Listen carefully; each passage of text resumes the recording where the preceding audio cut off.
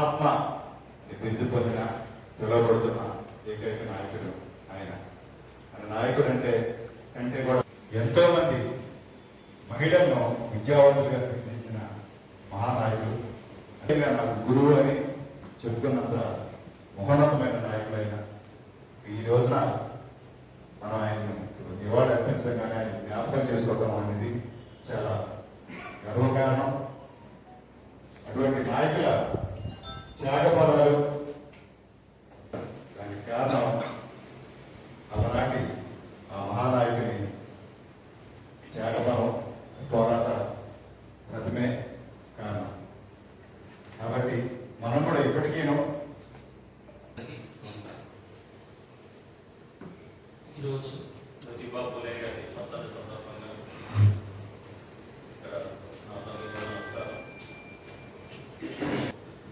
మొట్టమొదటి సామాజిక తత్వవేత్తవారు ఆనాడు 19వ శతాబ్దంలో 1848లోనే ఆయన భార్యతో కలిసి బాలికల కోసం ఒక స్కూల్ని ప్రారంభించడం జరిగింది. ఫైనాన్స్ గారు కూడా చెప్పడం జరిగింది. సభకు నమస్కారం. శ్రీ గారికి, ఈరోజు గారికి, ఏవో గారికి నమస్కారం. ఈరోజు ఆత్మహత్య వర్ధంతి సందర్భంగా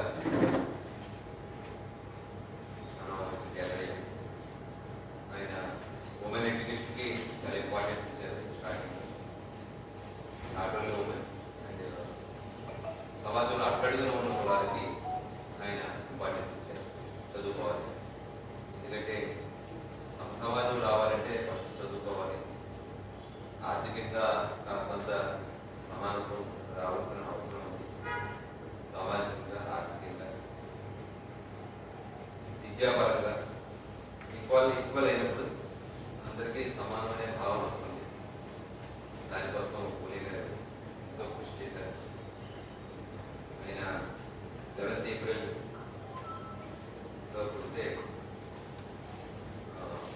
28 నవంబర్ 1897 1827లో ఆయన date of birth, meet of birth 1890 ఆయన జన్మించిన సంవత్సరం. 1827 1890 రెండు చోట్ల చేసిన 9 వస్తుంది.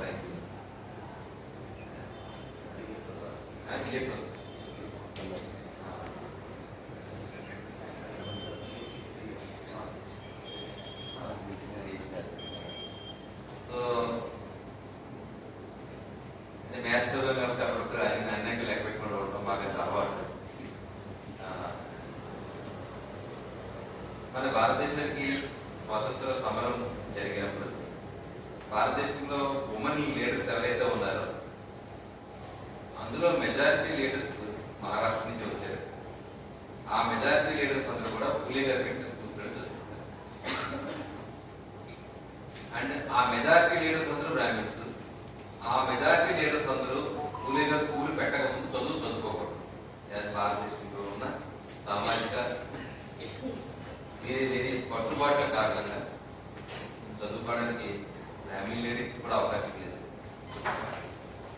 పూలే గారు పెట్టిన స్కూల్స్ లోనే మొట్టమొదటి తరం చదువుకున్నారు.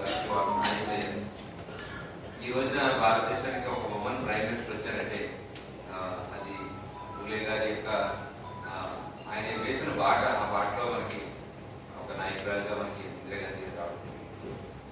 ఈ రోజున ఇక్కడ మనకి ఇంతమంది లేడీస్ ఎంప్లాయీస్ గా మనతో సమానంగా, పురుషులతో స్త్రీలకు సమానంగా కూర్చుని ఉద్యోగం చేయగలుగుతున్నారంటే అది కూడా పూలే గారి యొక్క వేసిన బాట. అయితే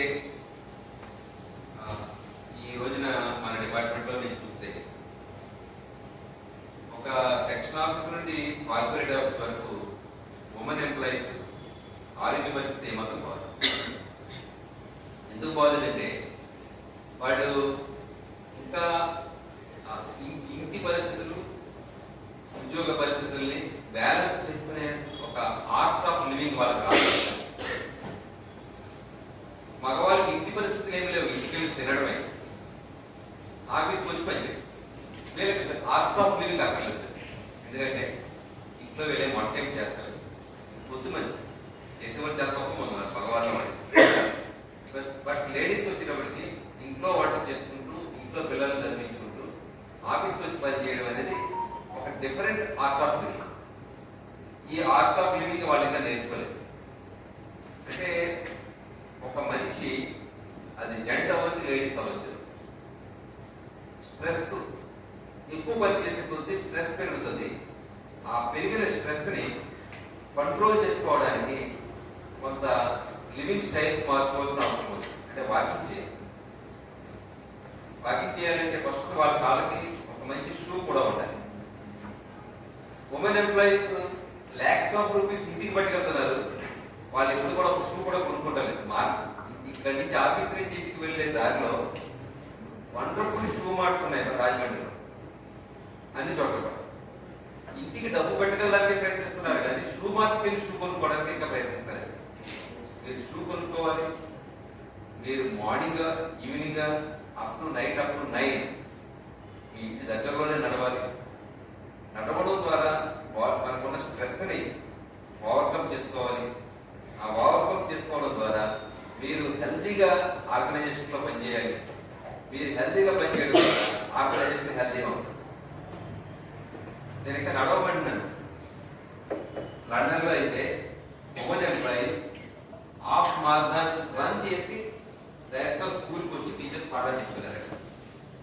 అంటే అరౌండ్ మారథాన్ అంటే 5 గేమ్ కదా, అంటే మారథాన్ అంటే 40+ గేమ్, హాఫ్ మారథాన్ అంటే 20. అప్పుడు రన్ చేసి క్లాస్కి వచ్చి పాఠం చెప్పడానికి వాళ్ళు చాలా గర్వంగా ఫీల్ అవుతున్నారు. మేము కూడా మనం కూడా క్లాస్ కొట్టాలని అవసరం ఉంటుంది. ఈ రోజున మా ఇద్దరు ఉమెన్ ఎంప్లాయీస్ నడుచుకుని వచ్చారు ఇంటి నుంచి. ఎన్నో కిలోమీటర్లు ఉంటుంది రాజమండ్రి. మ్యాక్సిమం లాలచెరువు నుంచి ఇక్కడ చూసుకుంటే 6 కిలోమీటర్లు కూడా ఉండదు. ఏమంటే 6 కూడా ఉండదు లాలచెరువు నుంచి మన నడిచి వద్దాం ఆఫీస్. అలా నడవడం ఎప్పుడైతే మొదలు పెట్టామో అది మనకి అది 8.5 km నడవాలనుకున్నాను. నాకు వైజాగ్ కూడా తెలుస్తుంది, రూటింగ్ తెలుస్తాయి అని చెప్పి నడుచుకుంటాను. సో మధ్యలో ఒక ఆయన చిందు నడుస్తున్నారండి. అది నాకు ఏదో నడవడానికి వస్తున్నాను. సో అంటే అది వరల్డ్లో బ్యాలెన్సింగ్ నేచర్ అనమాట. అంటే ఓవర్ స్ట్రెస్ని తట్టుకోవడానికి ఉండే ఒక మెథడాలజీ. హాఫ్ కేర్ అన్నో, హాఫ్ మార్గానో, లేదంటే 5 కేర్ అన్నో, 2 కేర్ అన్నో, 1 కేర్ అన్నో అనేది ఒక మెథడాలజీ. ఆ మెథడాలజీలోకి ఆంధ్రప్రదేశ్లో అత్యధికంగా జన్మ తీసుకుంటున్న మన ఉమెన్ ఎంప్లాయీస్ వాళ్ళని చెప్పుకోకుండా. ఎందుకంటే ఈ మాట అన్నాను, మేము కూడా అత్యధికంగా జన్మ తీసుకున్నాం, మీరు అత్యధికంగా జన్మ తీసుకుంటారు. ఎందుకు అత్యధికంగా జన్మ తీసుకున్నప్పటికీ కూడా ఒక షూ కొనుక్కోవాలనే ఆలోచన లేని, డబ్బులు లేవన్నా, డబ్బులు ఇస్తాం లేదు. సో దాన్ని ఆ ప్యాటర్న్లో వెళ్ళాలి. మీరు ఆఫీస్ షూతో రావాలని చెప్పి కోరుకుంటున్నాను. షూ వేసుకొని సో వాకింగ్ స్టైల్ పెరుగుతుంది. మిమ్మల్ని చూసి మా ఇంజనీర్స్ కూడా షూ వేసుకోవడం అలవాటు చేసుకుంటారు. ఇంజనీర్స్ షూ వేసుకుంటుంటే నాన్ ఇంజనీర్స్ కూడా షూ వేసుకుంటారు. ఎందుకంటే మనది ఎలక్ట్రికల్ డిపార్ట్మెంట్. ఎందుకంటే మనం ల్యాబ్ షూ లేకపోతే మనం ఏమన్నా మేము ల్యాబ్ షూ లేకుండా వెళ్తే డోర్ క్లోజ్. సో ఆ విధంగా చదువుకున్నాం. ఎందుకు షూ ఉండాలి అంటే ఫస్ట్గా ఎలక్ట్రిసిటీ టచ్ చేసినప్పుడు షూ ఉంటే సేఫ్ గార్డ్ చేస్తుంది బాడీ.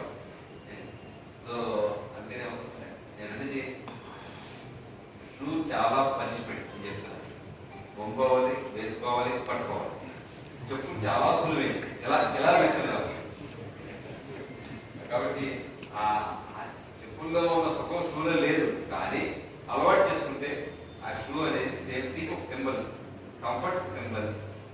ఇవన్నీ కాదు. కాబట్టి అప్పుడప్పుడు మీరు కూడా షూ వేసుకోవాలని కోరుకుంటున్నాను. నా కాన్సెప్ట్ షూ కాదు, నా కాన్సెప్ట్